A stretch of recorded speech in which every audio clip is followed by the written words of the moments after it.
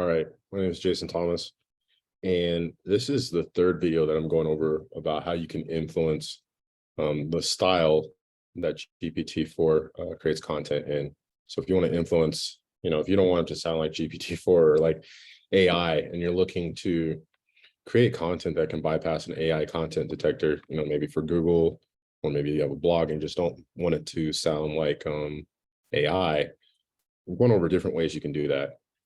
The next way we're going to look at is actually feeding GPT-4 different literary devices to create content. So what I mean by that is I just went in and said, I think I went into Google and asked about literary devices, and came up with this blog that talks about all the different literary devices.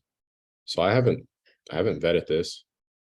So I'm going to go ahead and ask GPT-4 to analyze these.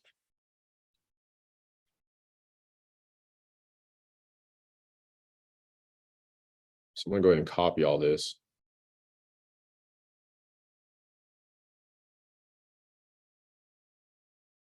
And hopefully it's not too much content. I don't think it should be. I'm going to come over to GPT-4.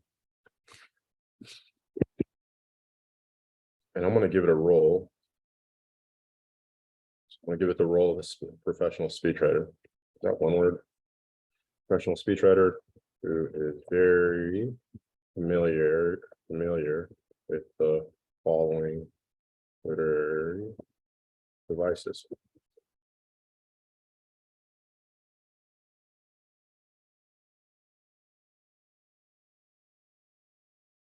Okay.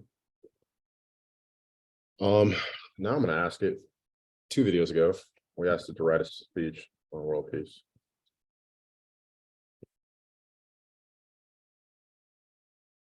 Each of these,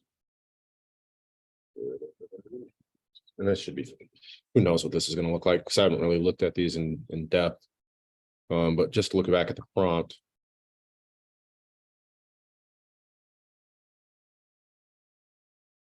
So I'm telling it, first I'm feeding it the literary devices from Grammarly's page where it goes through the literary devices. I could have probably pulled up something similar on Wikipedia. There's a lot of places I probably could have pulled up different literary devices. And now I'm going to ask it to write a speech on world peace using these literary devices. Let's see how it does.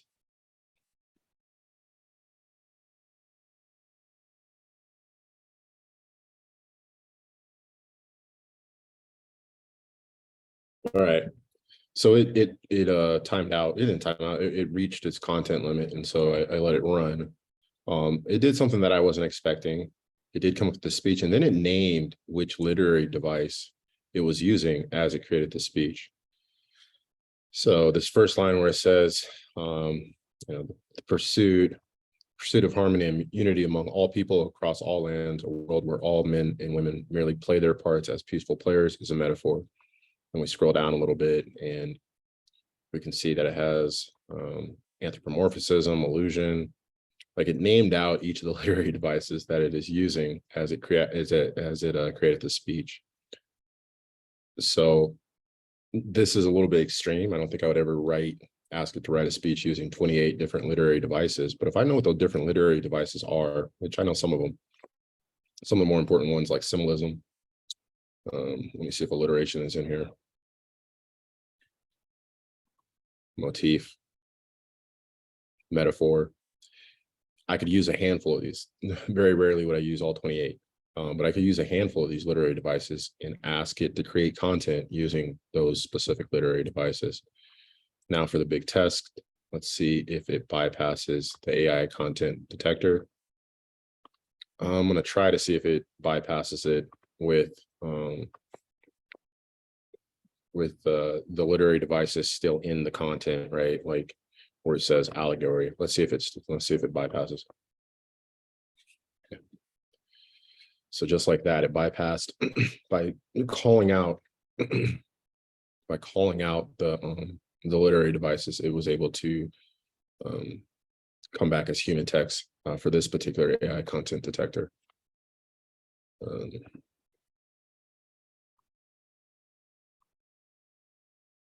So how would I really use this?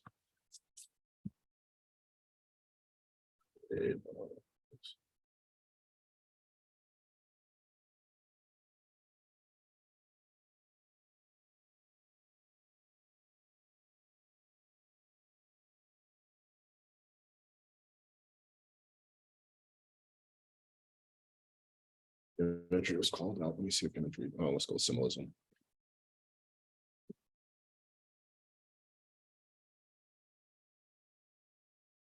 So in this example, we're going to ask it to create a marketing message, and we're still referencing the literary devices.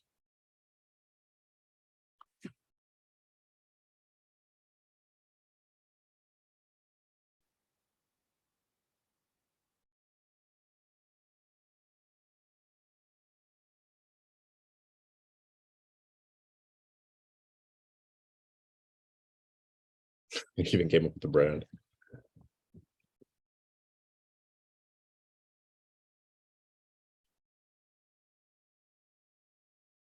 This time it's not actually listing which literary device it is using.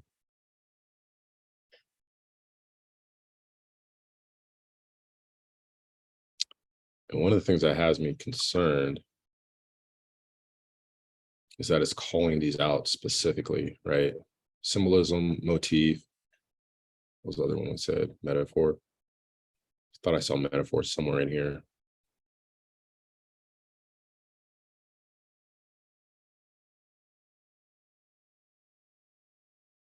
So what I might do instead,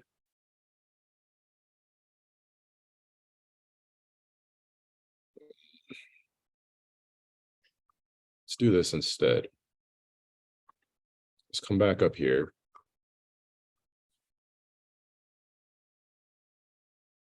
And we're going to edit the initial prompt. Come down here to the bottom. So we're going to leave all the different literary devices.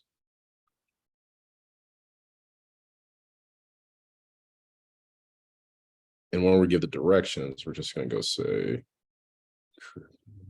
right.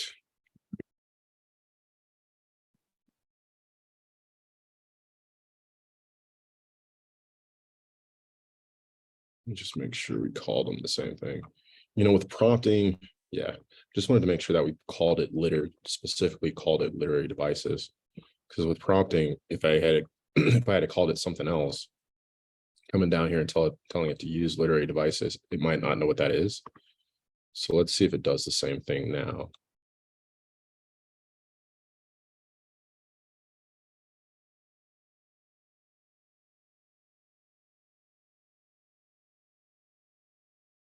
There we go. Much like a butterfly, it's more metamorphosis, which is more. Yeah. Okay. And you can see now, I don't know why it's calling out the literary devices, but still, regardless of that, you can just see it's definitely using metaphor and symbolism. I'll be honest, I'm not sure if I know what motif is. Recurring element. Okay. So I guess it's using butterfly as the motif and metamorphosis as the motif.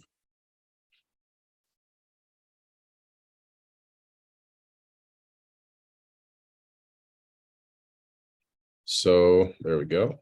Let's go ahead and copy this.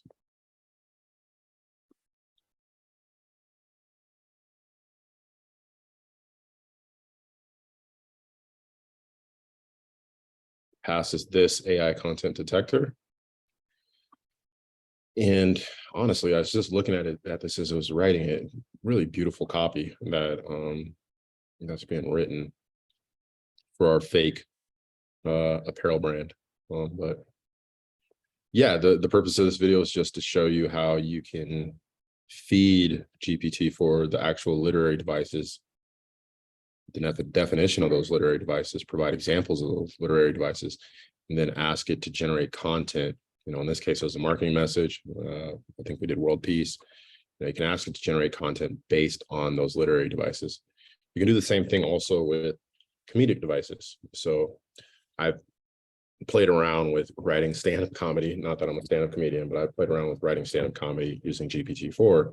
And if you provide it with the different comedic devices, which are very similar to like they're a specific type of literary device. If you provide it with those, like such things as puns or misdirection, exaggeration, like if you provide it with those terms and examples of those terms, GPT-4 does okay as far as writing stand-up comedy.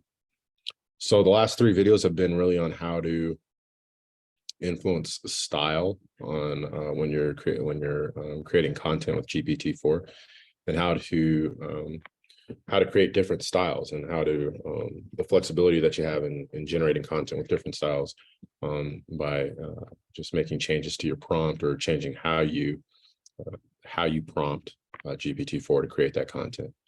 So hopefully hopefully this video has been helpful. If it was, hit subscribe, hit the like button, write a comment, hit the notification bell, all the things all those other YouTube channels tell you to do, so that I can get more clicks and views, I guess. So thank you.